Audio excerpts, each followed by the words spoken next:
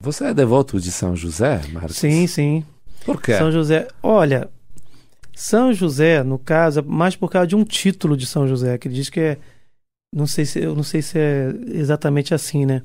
Ele é padroeiro da Boa Morte, da Santa Morte. Isso mesmo. Então eu costumo pedir pelos meus irmãos, pelos meus familiares, por mim, pelas pessoas que nos pedem orações, que tenham, né, uma boa passagem para uma santa morte, como se diz, né? Sim, sim, sim. Eu acho muito interessante A tradição esse título. diz que porque ele se acredita nisso, teve a presença de Jesus e de Nossa Senhora ao lado dele quando ele partiu deste mundo, né? Ah, não sabia. Não sabia que era por causa disso, né? Eu acredito, né, que tem grande... Não, tem todo sentido. Todo sentido, tem grande todo probabilidade sentido. Que por isso também ele tornou-se padroeiro da Boa Morte. E né? também como exemplo de pai, né? Eu sou pai, né? E todo padre também é pai espiritual, por exemplo.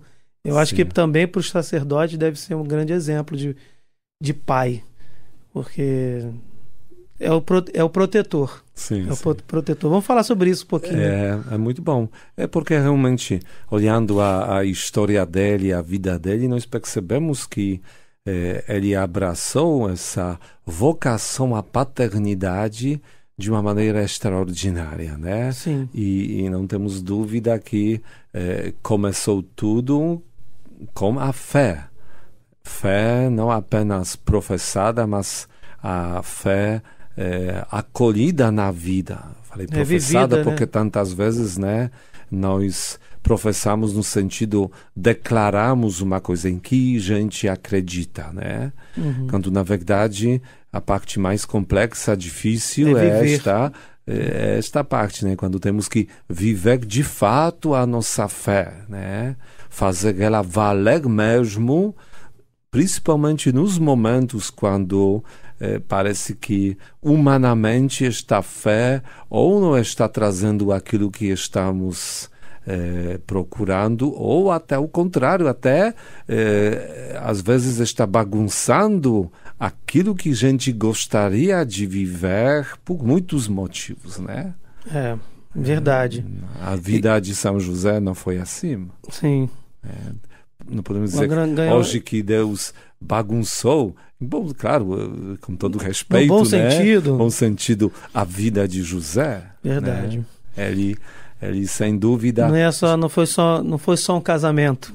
Isso né? mesmo, isso mesmo. E este homem realmente estava na altura do recado, né? Não só que disse sim para Deus, porque às vezes nós falamos também assim, Deus, que se esta é a sua vontade, que seja, no final das contas você é Deus e eu sou uma criatura, mas o nosso coração pode permanecer fechado, né? Se você quer fazer isso, Deus na minha vida, faça, mas não conta comigo, não conte comigo, porque eu gostaria de ter outra coisa. Infelizmente, nós podemos assumir uma postura desta quando pedimos, por exemplo, alguma coisa, quando planejamos alguma coisa e temos toda a convicção que Deus deve pensar como nós pensamos, que deve nos trazer, dar aquilo que nós temos toda a certeza precisamos, queremos ter na nossa vida. Né? E é interessante que a Bíblia nos Evangelhos se diz que José era o justo, né? Uhum. José era justo. E a gente percebe que nessa justiça ele se entrega à vontade de Deus, né? Ele se ajusta ao plano de Deus e não ao seu plano. Também nesse sentido ele é um exemplo para a gente. Sim. Aquilo que eu falei. Exatamente. Não só que ele em resumo, ele era o justo, né? Concorda com o plano de Deus, né? Como falei, nós podemos concordar, mas ficar com o pé para trás, trancados, fechados, dizendo, ele se entregou mesmo. Se essa é a sua vontade, faz, mas eu gostaria de ter outra coisa. Ele, de fato, abraçou, acolheu e se entregou realmente viveu essa missão a Deus com todas as suas forças, mas que seja claro, deixando os seus planos particulares, sem dúvida, de lado e abraçando o plano de Deus como um melhor plano que ele de fato poderia viver. É o plano feito pelo próprio Deus. Não tinha... Então aqui, essa confiança que... Então aqui já temos Deus... um ponto, acho que muito importante para o dia de hoje, né? Pensando de São José, né? Adiantou uma pergunta minha. Então só concluir aqui, né? Quanto que de fato estamos prontos para abraçar a proposta de Deus na nossa vida ou para a nossa vida, né? Quanto que queremos de fato aquilo que nos parece ser bom e importante, e quanto que nós podemos abrir mão disso, abraçando a vontade de Deus, que talvez é muito diferente da nossa, mas confiando que esta proposta é bem melhor do que aquilo que realmente a gente queria viver, queria buscar. Então vou fazer a pergunta do mesmo jeito. Então seria dessa forma, a partir deste exemplo, que podemos aprender com José algo para a nossa salvação. Não, exatamente. Seria isso, né? Exatamente. Porque aqui se trata não apenas de um fato na vida, né? Porque podemos ver assim, um dia ele começou a amar Maria, tendo os planos com ela, como cada jovem daquela época provavelmente criava seus planos, né? Pensava nos seus planos, sonhos, né? Seus objetivos para realizar. E ele, com certeza, pensava no futuro junto com Maria, né? E naquele momento vem a proposta de Deus, né?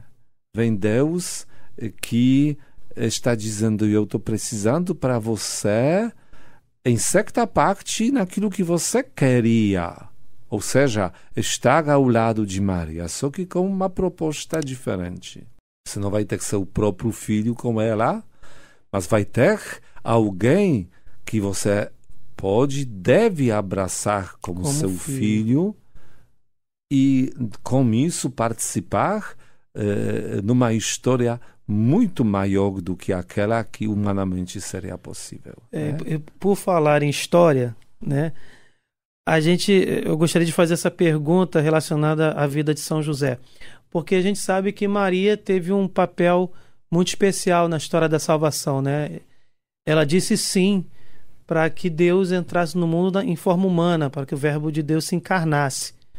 Ela disse sim, ela foi livre para dizer sim. Desta forma, e também com seu exemplo de maternidade, de obediência, de humildade, ela teve um papel importante na economia da salvação.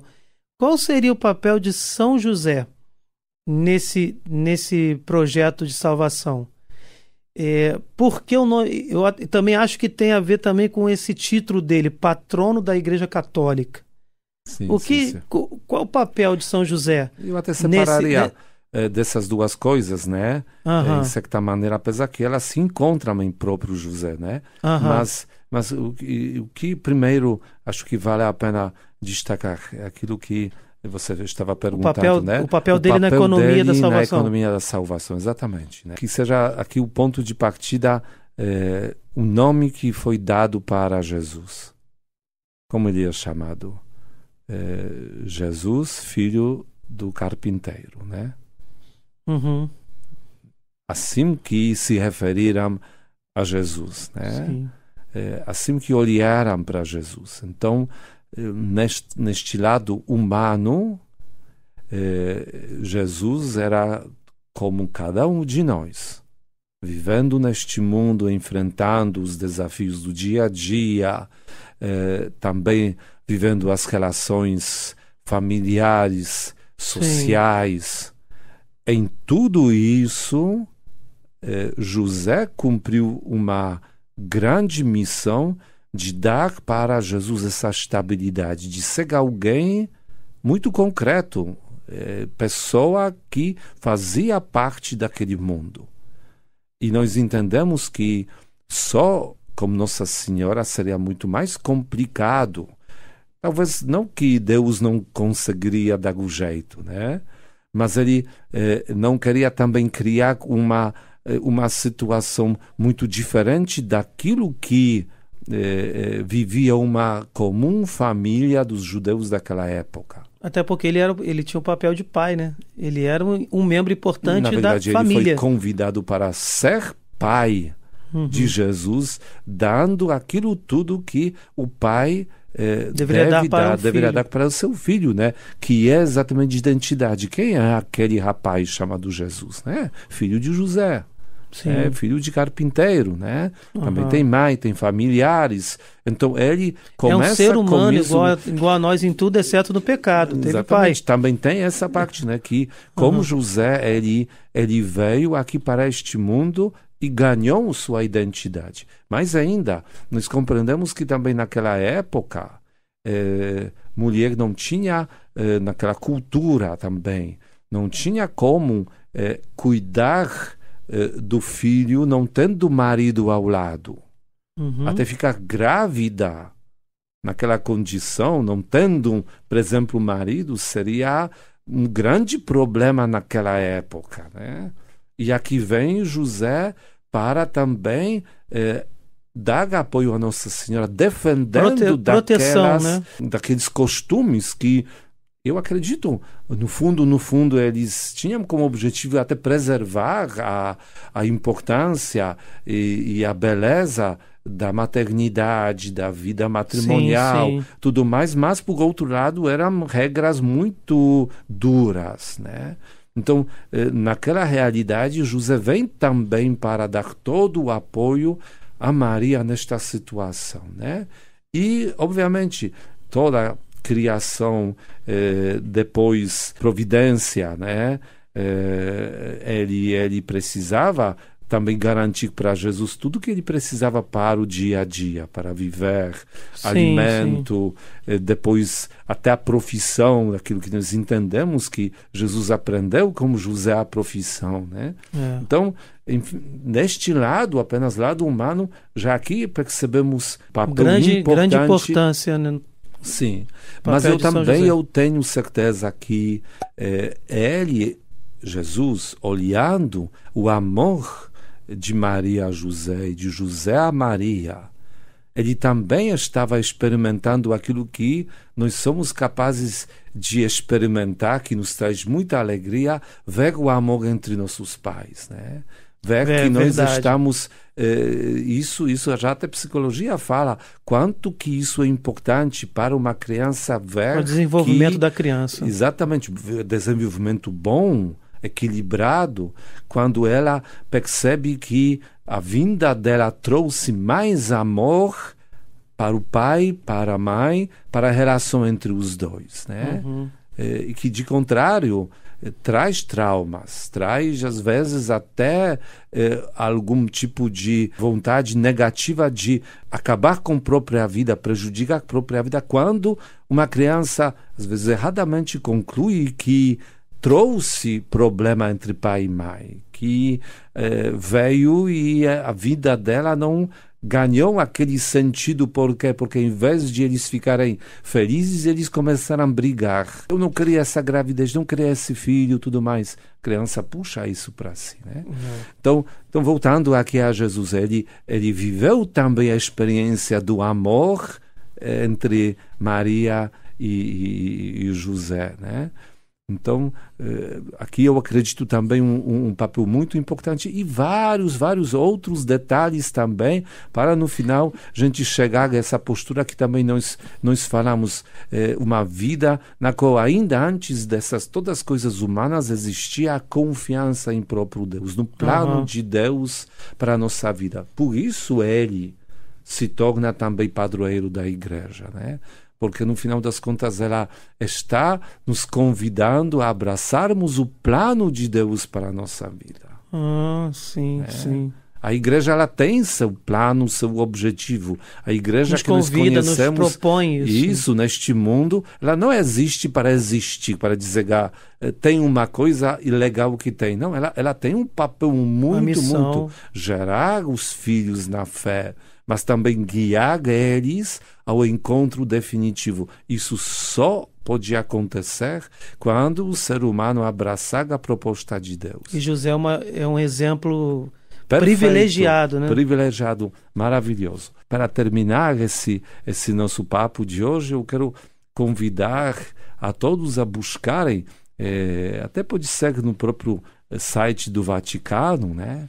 A carta apostólica Patris Corde do Papa Francisco, que ele escreveu por ocasião dos 150 anos da Declaração de São José como padroeiro universal da Igreja. Né? Esqueci o nome. Padroeiro universal da Igreja. Não está na mesma, sim, né? Sim. Universal, mas para toda a Igreja, entendeu? Então, Papa Francisco escreveu essa carta no ano 2020, né? Olhando mais uma vez a vida, a postura de São José. Vale a pena, né? Qual o nome da carta? Patris Corde. Né? Patris Corde. E olhando os capítulos que compõem, já que aprendemos realmente muitas coisas importantes, né? Temos capítulo Pai amado, estou aqui procurando assim, Pai na ternura, Pai na obediência, Pai no acolhimento, Pai com coragem criativa, e assim por diante. Sim. Vale a pena. Procurem hoje para fazer desta leitura talvez uma reflexão que vai trazer para nós a pessoa e a missão de São José, que por mais que ele viveu séculos atrás, hoje ele ainda está trazendo muitas coisas muito ricas, muito importantes para a nossa reflexão e até, queridos homens, até para a missão de vocês como pais nas suas famílias. Amém. Então que Deus, pela intercessão de São José, abençoe todos nós. Louvado seja nosso Senhor Jesus Cristo. Para sempre seja louvado.